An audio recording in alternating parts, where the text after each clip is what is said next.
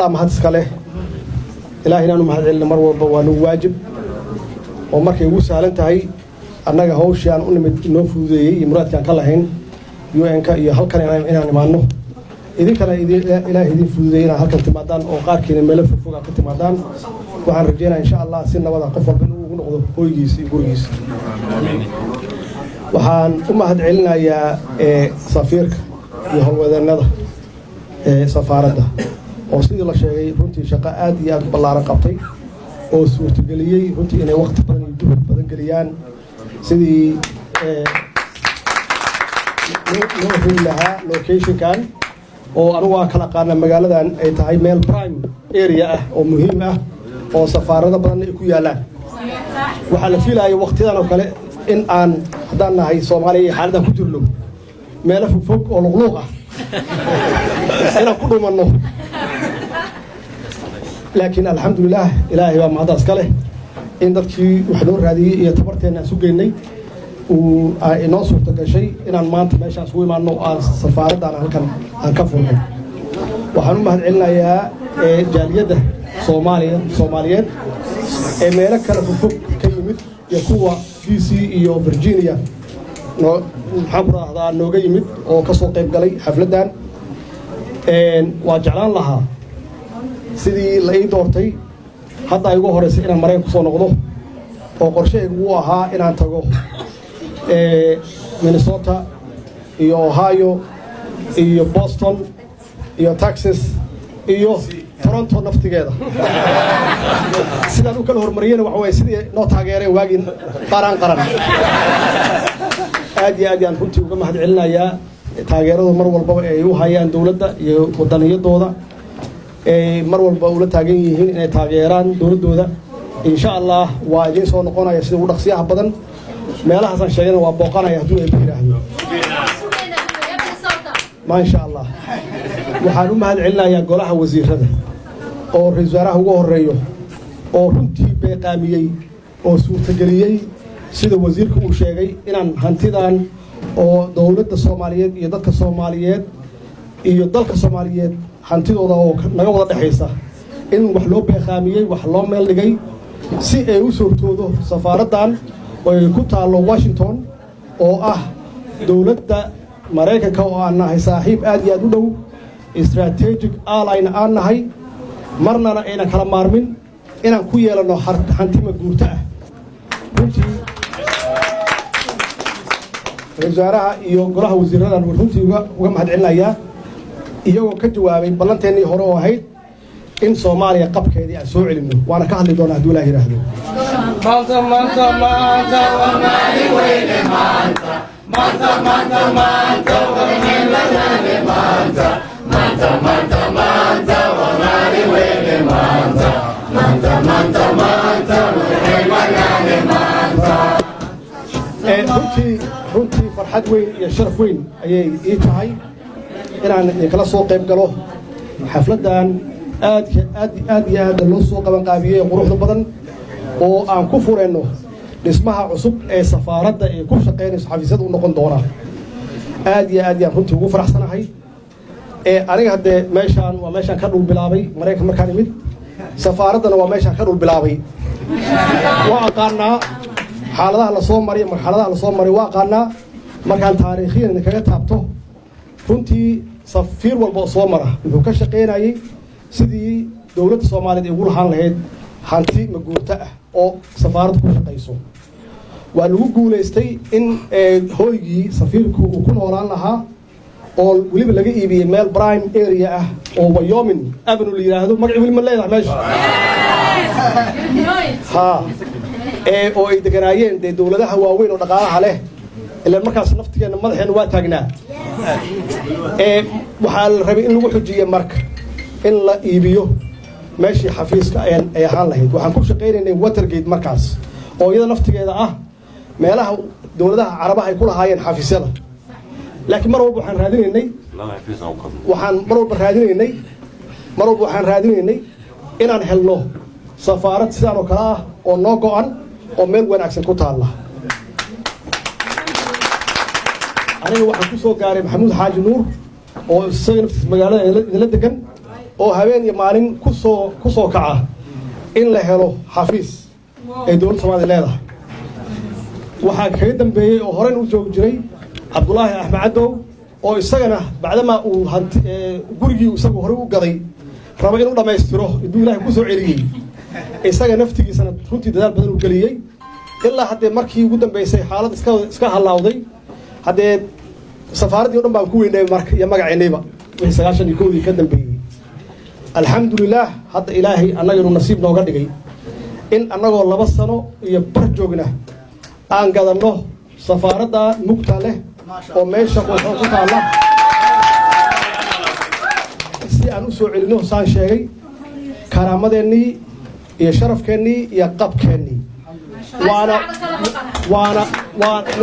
waana intii aad ugu taageerayseen maxaa yeelay markaan meel walba aan booqanayo waxaan ka hadlayay kow in la rabo in la soo celiyo sharafka Soomaaliya sharafkeena inaan soo celino sharafka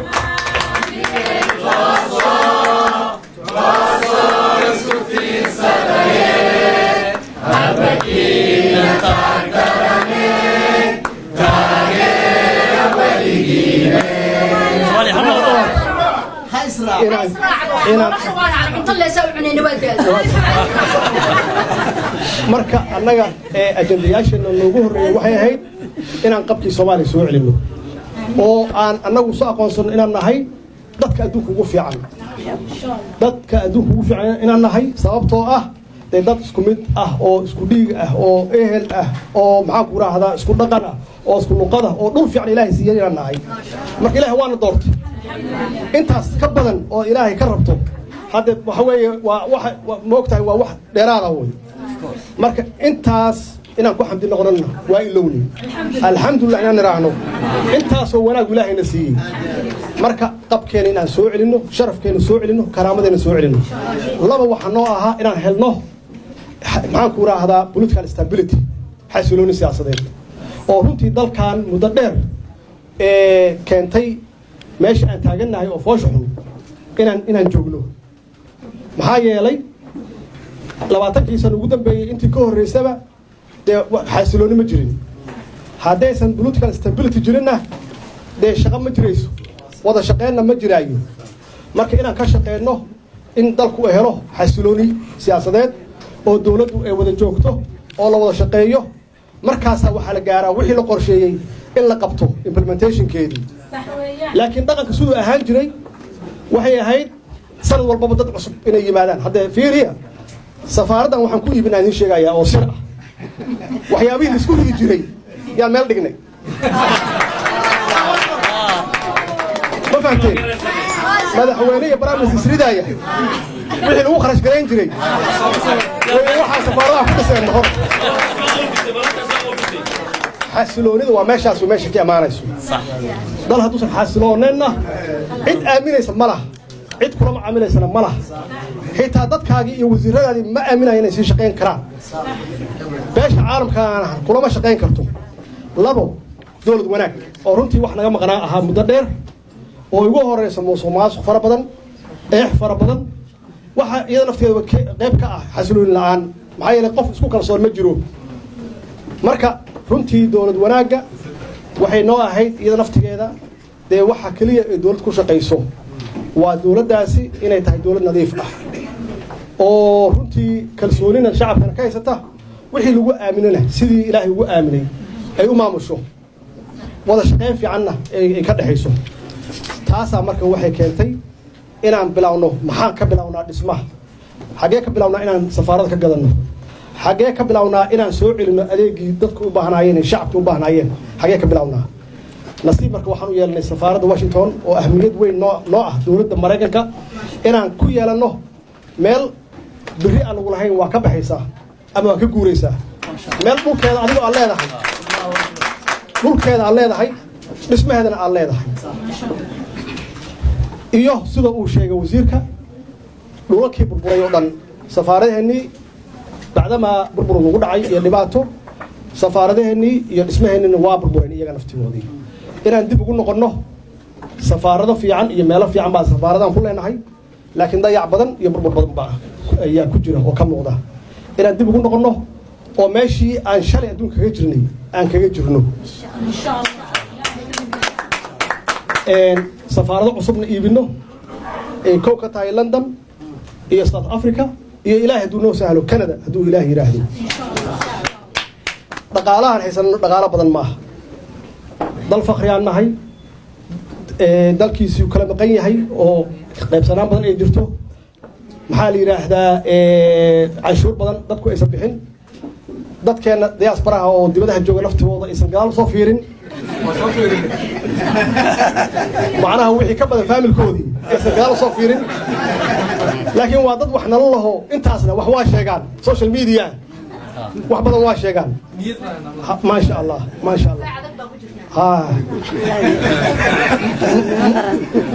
marka runtii dhaqaalaheen waa meeshaas weeye laakiin haddii meesha uusan liig badan jirin oo dee wixii aan la dhicin ama la xadin ama jabka aan la gashanayn waa isgaari kartaa hadday isgaartana waa barakay leedahay oo waxbaa lagu qaban karaa hawshaasaan ku shaqeynaa bacdama aan khibraddeeda leenahay musuqmaasuq wuxuu yahay qabyaalad iyo kala qaybsanaan waxay tahay khibraddeeda aan leenahay colaad meesha na gaarsiisa aan naqaano khibrad naga maqan ma laha marka wixii hadda naga maqan waa caqli iyo aqoon ilaahina waana siiyey oo dadkii ilaahay doortaan nahay oo Soomaali ah soo saas ma waxaan waxa weeye waa dhaxal Soomaali ah weeye oo annagu runtii dadkii naga horeeyay ay ahayd inay nooga tagaan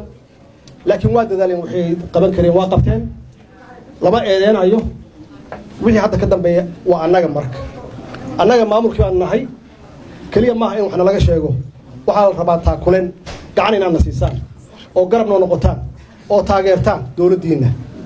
waxaani waa dhaxal ummadda Soomaaliyeed leedahay insha Allah hadduu Ilaahay yiraahdana waxaan rabnaa 20 sano ama 15 sano ka bacdi xaaladdeena iyadoo sidaan si ka sii fiican inaan meeshan uga sii guurno meel ka sii weyn oo ka wanaagsan waxa weeye dhaxalkaasi waxa weeye dawladda oo iyadana fiican wada leenahay waa dhaxal cid gaar u leh maaha dadku isku khaldaan maamulaha iyo dawladda waa idinka marka dawladda caayaysan idinkaas caayay waa xaqiiq hadda madaxweynaha caayaysan idinkaas caayay maxay idinkaas taan qaran iga dhigtay aniga marka qof caayay ka warrama marka dawladdan idinkaas kale maamulkeeda marka waa lagu kala aragti duwan yahay inaan lagu talax tagin yaa loo baahan yahay in la istoosiyo mucaaradku waa fiican yahay in la istoosiyo oo la isaxo waa loo baahan yahay laakiin in la dumiyo looma baahna maxaa yeelay waa dhaxal weyn haddii la dumiyo wax haraya ma laha annaga haddii hadda sabtaan samayn lahayn kuwa naga dambeeya waqti un baa naga halaabi lahaa waqti naga khasaari lahaa 5 sano ka bacdi laga yaabaa kuwa soo socda inay samayn lahaayeen ama 10 sano ka bacdi waxa weeye marka aan wada shaqeyno marka oo qof walba dawladdu uu dareemo in isagu wax ku leeyahay oo wax ku darsado intaan in ka badan waa gaari karnaa waana leenahay oo kartideeda caqligeedana waa aynaa laakiin waxaa la rabaa in dawladda markaas joogta gacan la siiyo waxaa jira qad aan la gudbi karin qadkaas in la iska ilaaliyo maxaa yeelay waa soo aragnay burbur waa soo aragnay dhib badan waa soo aragnay qax waa soo aragnay dawlad la'aan waa soo aragnay safaarad la'aan waa soo aragnay hanti la'aan waa soo aragnay iyada naftigeeda waxa lagu gaari karaa waxay tahay wada jir iyo midnimo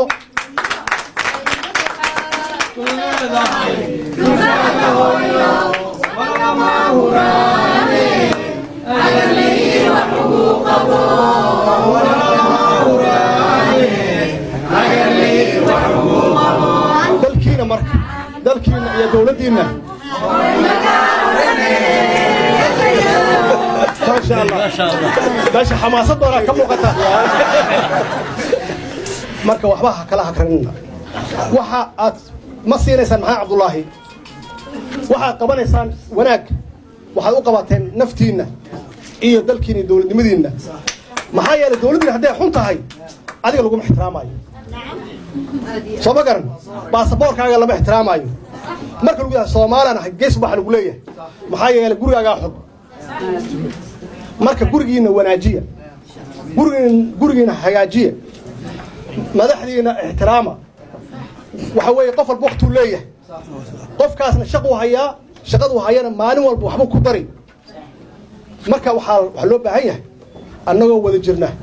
dawladdeena inaan dhisano annagoo wada jirna dalkeena inaan dhisano oo qof walbaba wadaniyadii iyo patriotismkii aan lahaan jirnay qof walba soo celiyo qabiil wax waana tari waay